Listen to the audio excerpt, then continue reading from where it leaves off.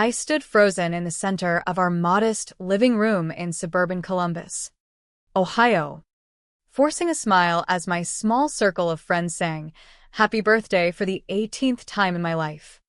The grocery store sheet cake sat on the coffee table, its plastic lid tossed aside, the blue icing spelling "Happy Birthday, Mia" already bleeding into the white frosting.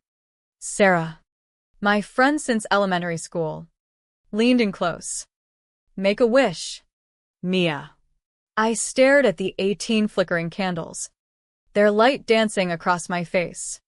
Behind me, Dad checked his watch again, fourth time in the last 20 minutes. The old Bluetooth speaker crackled with music no one had asked for, barely cutting through the heavy silence that pressed down on the room like humid summer air. I closed my eyes and blew. Not all the candles went out on the first try. Tyler laughed. "Ooh. Guess your wish won't come true." If only they knew what I'd wished for. To finally feel like I mattered here. To be seen instead of overlooked. From her corner seat, Grandma Eleanor watched everything with narrowed eyes, her tea untouched and cooling. She hadn't smiled once since Mom brought out the cake. She always saw too much.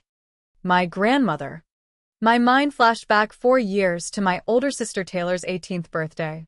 Our backyard had overflowed with 50 guests. Dad hired a professional DJ.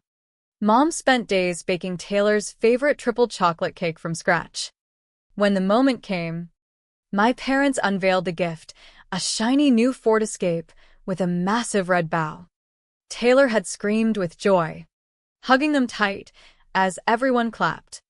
Today, 5 friends perched awkwardly on our second-hand couch. No DJ. No decorations. Just the store cake and the crushing weight of comparison hanging in the air like smoke. "Time for presents," Mom announced with that tight practice smile she used when she wanted to hurry things along. She handed me a small envelope. I opened it slowly. A $25 gift card to the local bookstore. "Thanks," I said, pushing enthusiasm into my voice. My friends exchanged glances. Sarah had saved for months to buy me a rare vinyl record of my favorite band. Even Tyler, working part-time at his dad's garage, managed concert tickets. But for my parents, a gift card smaller than what they gave teachers at Christmas. The silence stretched until I couldn't hold it anymore. Why is everything different for me? The words slipped out, barely above a whisper, but trembling with years of buried questions. Dad waved his hand dismissively. Taylor earned her celebration. She had the academic scholarship, captain of the volleyball team. You know how it was. We do what we can afford, Mom added. Things were different then. But they weren't. Dad's accounting firm had grown steadily. Mom's interior design business had expanded just last summer. The only difference was me. My friends suddenly became fascinated by their cake plates. Grandma Eleanor's teacup clattered loudly against its saucer. "After all these years," she said, rising slowly, "you're still punishing her for being born a girl." The room froze. Sarah's fork stopped midair. Tyler's eyes went wide. Mom's voice sharpened. "Eleanor, not now." But those 2 words, "not now," confirmed everything. Dad's face flushed red. "You have no right." Grandma stepped forward, her fingers shaking with fury. "Not age. I watched you dress that baby in blue for months. You introduced her as Michael to everyone until I finally stepped in." The floor seemed to drop away. Michael. Fragments rushed back, the old baby photos of me in blue outfits. My parents' discomfort when relatives mentioned my infancy. Their disappointment when I chose dance over sports. The pressure for short haircuts until I refused at 13. "Is that true?" I whispered, looking between them. Their silence spoke louder than words. Mom finally broke it. "Mia, it wasn't like that. We were just adjusting." Grandma pressed on. "For 18 years you've made her pay." Images flooded me. baby me in blue overalls. Mom introducing me to neighbors as Michael. Grandma's intervention at 6 months. The reluctant shift to Mia. Years of subtle neglect, late arrivals at my events. Missed recitals. Smaller gifts. My friends gathered their things, squeezing my hand as they left awkwardly. Tyler whispered, "Call me later," slipping out. Through the window, I saw Uncle Tom's truck pulling up. Grandma must have texted him. My phone buzzed, Taylor calling from college. I couldn't answer yet. I retreated to my bedroom, locked the door, and sank to the floor as 18 years of quiet rejection crashed down. So that's why nothing I ever did was enough. 2 weeks dragged after the birthday disaster. I avoided my parents, picking up extra shifts at the bookstore, catching rides with Sarah, or riding the bus 13 miles each way. The house stayed thick with silence like winter fog. I was shelving fantasy novels when Mom texted, "Come straight home after work. We have something for you." My stomach nodded. The last something was that $25 card. Uncle Tom offered to pick me up, but I declined. When I arrived, both parents waited in the driveway. Dad jingled keys. Mom wore her church smile. Behind them gleamed a silver-used Toyota Camry, freshly detailed. "What's this?" I asked, staying back. Dad held out the keys. "Wanted to make things right, like with Taylor. It's yours." My heart fluttered with cautious hope. After the confrontation, had they finally seen me? Mom added, "We'll cover insurance for 4 months." Dad said, "Got it for $900 online." Great deal. 900. Taylor's escape was nearly 20,000. Grandma appeared on the porch, circling the car slowly, running a finger along the door. Mighty clean for something this cheap. But I needed it. The bookstore was far. Winter approaching. Bus schedule cut. "Thank you," I said, taking the keys. Dad nodded. "Don't expect anything for Christmas. Big expense." For a month, the Camry worked. Radio played. Heater warmed.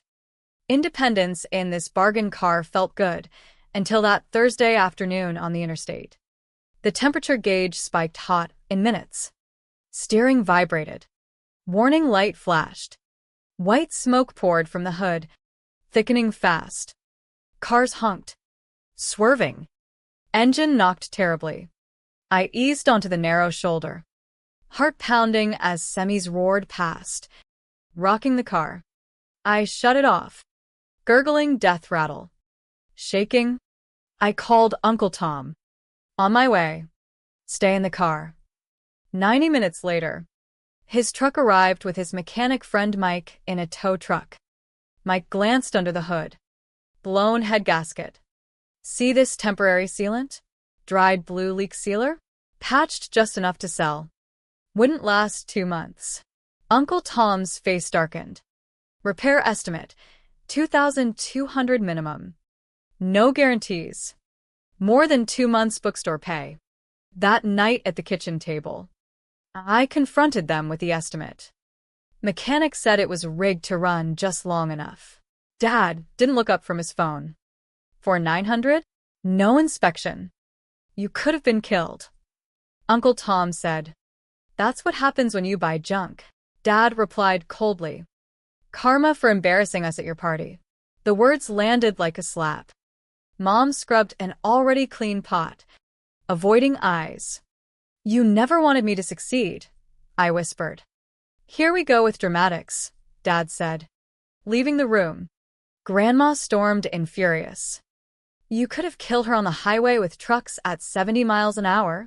Uncle Tom showed screenshots of the listing and seller's other suspiciously cheap cars. Extended family filled the living room. Parents retreated upstairs, claiming victimhood. A week later, Uncle Tom and Grandma brought a well-maintained blue Honda Civic, thoroughly inspected. New brakes. Records provided. Titled in my name. Through the window, My parents watched silently. For the first time, I felt advocates who truly saw me. 6 months blurred by. Winter thawed into spring. I sat at the kitchen table surrounded by university envelopes, hands shaking as I opened the largest one from Northwestern University. Grandma Eleanor sat across, chamomile tea in hand. Whatever it says, I'm proud. Dear Mia Turner, we are pleased to offer 65% academic scholarship. Tears blurred the page. Grandma's hand flew to her mouth. Extraordinary. Mom entered with groceries. Any mail? She glanced, froze at the percentage. 65%? There must be mistake. No mistake. Mom snatched it, cycling through disbelief, then something darker. Dad entered, scanned it. Unexpected. Same tone as correcting client errors. Taylor only got 30%. And with volleyball, Mom added quickly. The comparison stung. Grandma snapped. Your daughter just got an incredible opportunity. Doorbell. Uncle Tom with champagne and roses. Tension shifted. Mom fled to book club emergency. Dad retreated to his office. Later at Grandma's. Dishes drying. I asked the hard question. Was I even wanted? She stilled. Time you knew everything. We moved to her living room. Uncle Tom joined. Video called Taylor. Grandma explained, after Taylor. Parents desperately wanted a son. Dressed me in blue. Called me Michael for months. Introduced as son until Grandma intervened at 6 months. Taylor was shocked. They never told me. Photos emerged. Me in blue onesie, Daddy's little slugger, tiny suits. Uncle Tom showed old emails. Dad furious at preschool suggesting artistic talent over athletics. Taylor admitted wearing hand-me-downs too girly for me. Being the favorite was a cage. Laughter mixed with tears. I just wasn't the right gender. We planned college strategy. Uncle Tom for expenses and job connections. Taylor visiting instead of home. 3 days later, parents cornered me. Leaving state seems dramatic. Who's helping Mom? We'll help tuition if you stay local and come home weekends. I refused the strings. I've got this covered. Their shock was almost funny. Day before moving. Packing my duffel. Room stripped bare. Mom hovered with useless advice. Grandma brought recital photos they missed. Taylor surprised us. Arms around me. That night we talked until sunrise. They left you alone enough to figure out who you are. Moving day flurry. Uncle Tom and Grandma loaded boxes. Mom fussed with unwanted snacks. Dad gave awkward advice about professors. Neighbors watched the performative hugs. I whispered to Mom, I forgive you, but won't forget. In the car. Taylor beside me. Grandma chuckled about breaking patterns. Campus dorm tiny but mine, no comparisons. 3 months later. I drafted the email. Won't come home for Thanksgiving. Plans with friends here. Taylor confirmed she refused too. Parents escalated, texts, calls, lies to neighbors about me working. Final blow. Mom announced they'd drive up anyway. I arranged coffee shop meeting with Grandma, Uncle Tom, Taylor on video. Parents arrived early. Smiles forced. Ambush. Dad asked seeing others. 18 years overdue conversation. I laid out baby photos. Blue outfits. Introductions as Michael. You punished her for being a girl, Grandma said.